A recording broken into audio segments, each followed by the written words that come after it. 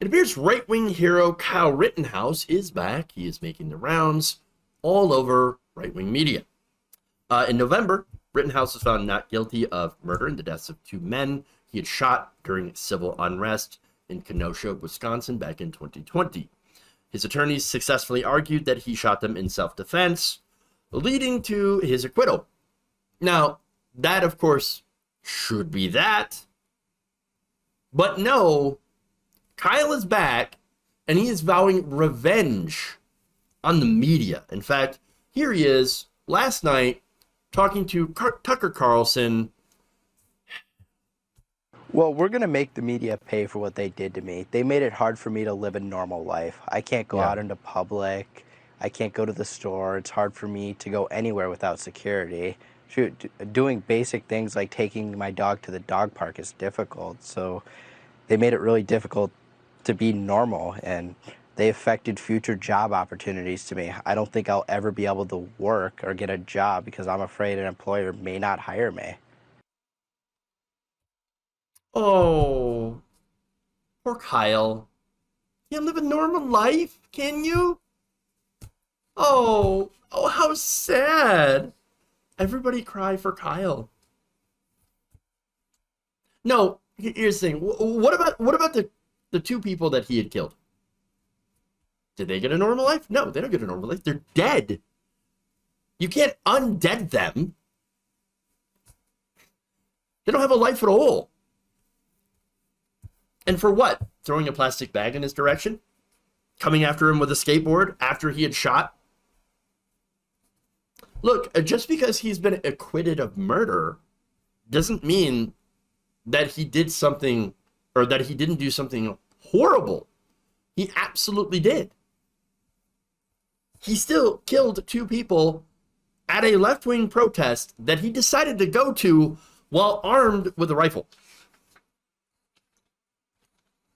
He didn't have to be there. He put himself in that situation. He chose to be there. So now, if anybody ruined Kyle Rittenhouse's life, well, it would be Kyle Rittenhouse. He did that to himself by making some very, very bad decisions.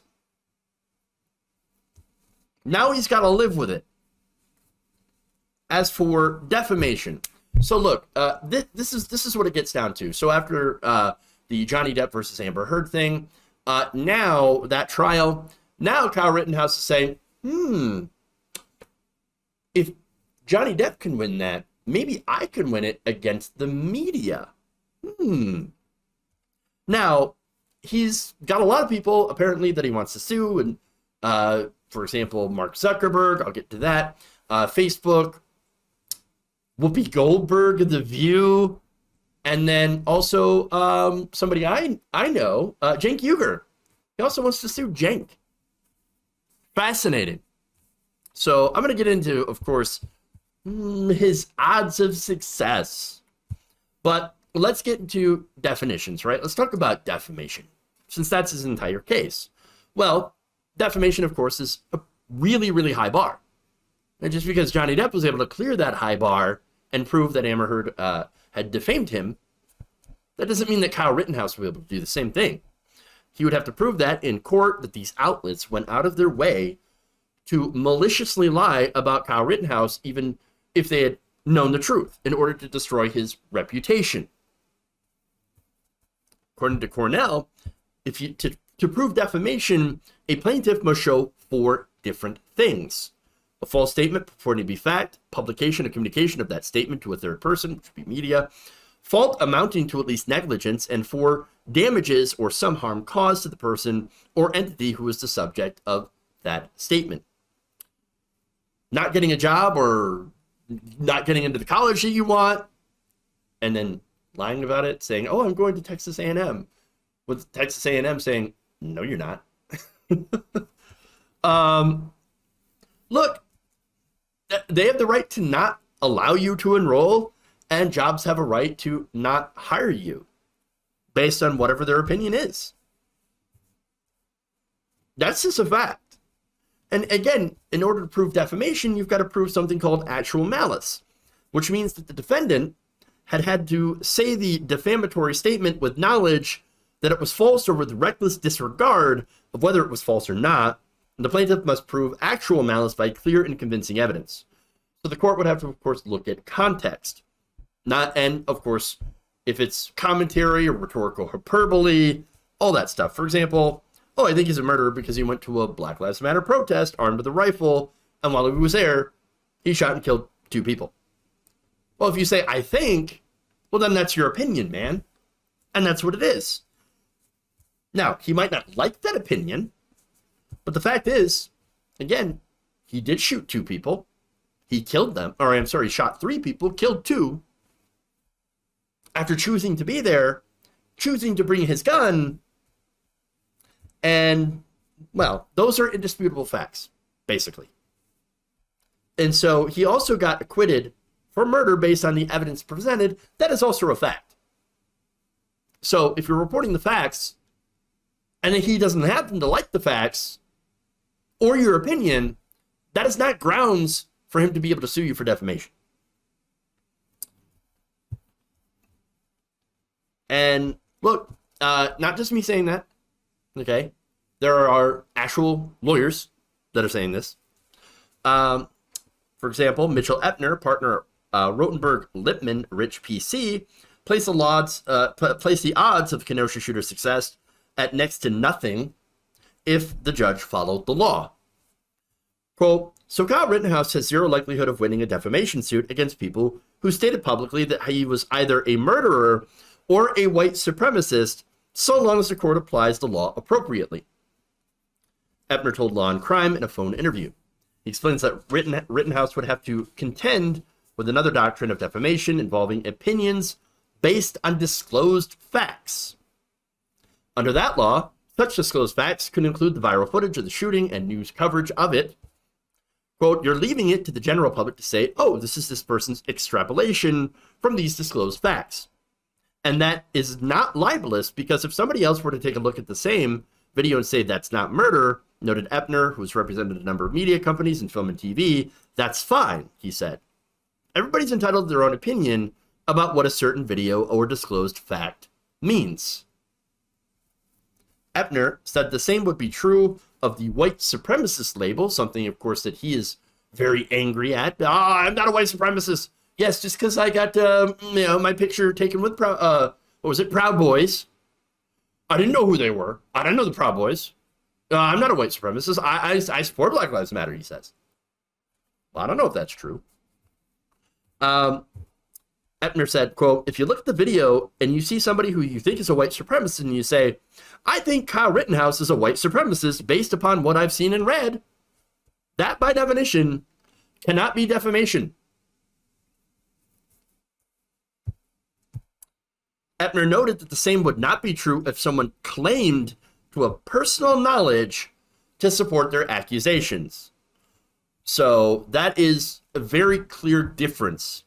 Because again, if you claim to have personal evidence and you don't actually have the personal evidence or personal knowledge and make that accusation saying, hey, look, I talked to Kyle Rittenhouse and he told me personally that he's an absolute white supremacist. Yep, that's what he told me. And then, of course, he won't admit it now, but that's what he told me in personal. Well, no, that would be doing defamation. That's a fact. So now, again, we don't have that. Now, talking about Whoopi Goldberg, right? One of his targets is Whoopi. Suing Whoopi Goldberg, big waste of time. Here's what she said, quote, after his acquittal. To me, it's murder. To me. Now, First Amendment lawyer Ken White tweeted that such a suit would be very frivolous because the phrase to me clearly couches her words as an opinion, which is absolutely protected by the First Amendment. White said, it's not by any stretch of the imagination a provably false statement of fact, as opposed to rhetoric, commentary, and opinion. Just like Epner, White noted that Goldberg isn't claiming any sort of secret facts or evidence. So again, what this looks like to me is going after people who have opinions that he doesn't like, trying to do a cancel culture, if you will, or a reverse cancel culture, or just a way to try to shut down another person's opinion and their free speech. What I thought they were free speech warriors. I thought they cared about the free speech. I thought they cared about that. The First Amendment. The First Amendment. I've got my free speech. What now? What? You're going to go after people for exercising that free speech. Of course. Of course. Now, the other thing, of course, is that I believe that he wants to get paid. I mean, honestly, there's a ton of money on the right wing. It's very, very easy money on the right. And so, look, all you have to do to be famous on the right wing is kill people. I'm not kidding about that. What is Kyle Rittenhouse famous for? Killing 2 people at a protest. That's it. He has done absolutely nothing else with his life but shoot people. And the right wing, they look at that and they go, yes! Yes, we love this guy. Oh, yes, Kyle. They wrote a rap about him. I'm not kidding. I wish I was. They wrote a song about Kyle Rittenhouse. They love this guy. Yes, he killed left-wingers at a Black Lives Matter protest. Yes! Yes! But you want to pretend that he's a victim? A victim? I don't see a victim at all. No, he got acquitted at a murder trial and is worshipped by the right wing. Oh, but Jeff, what about his job? He's complaining that because the media said bad things about him, that he can't get a job.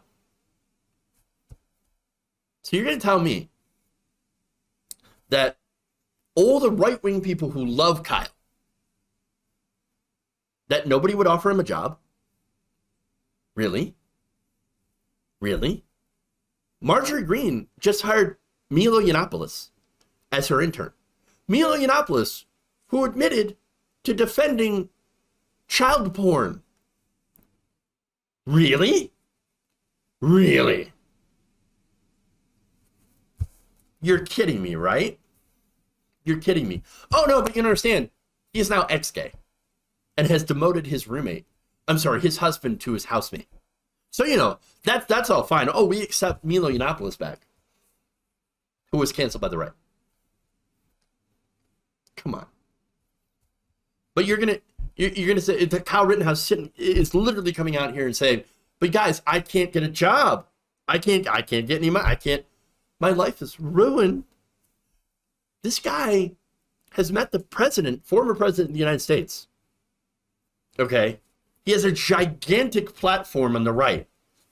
He goes on Tucker Carlson's show, the most watched cable news figure in this country, who then gives him sympathy.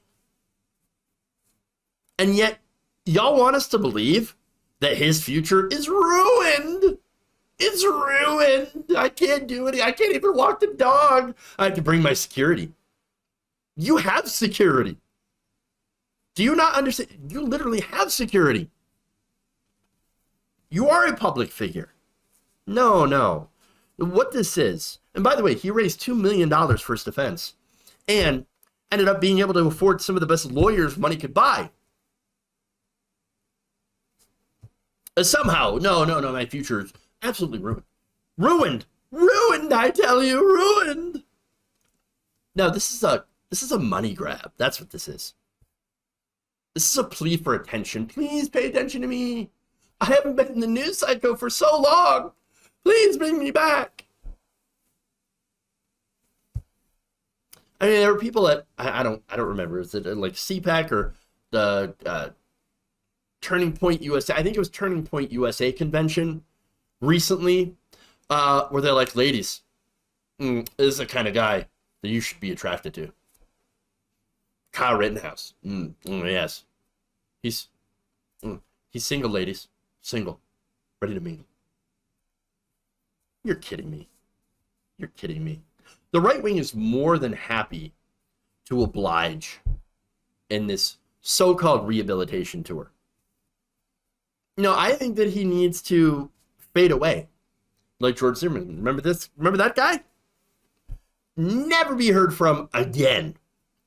Unfortunately, the right wing is not going to let this guy, this poster child, this hero to him, they're not going to let him fade into obscurity all that easily.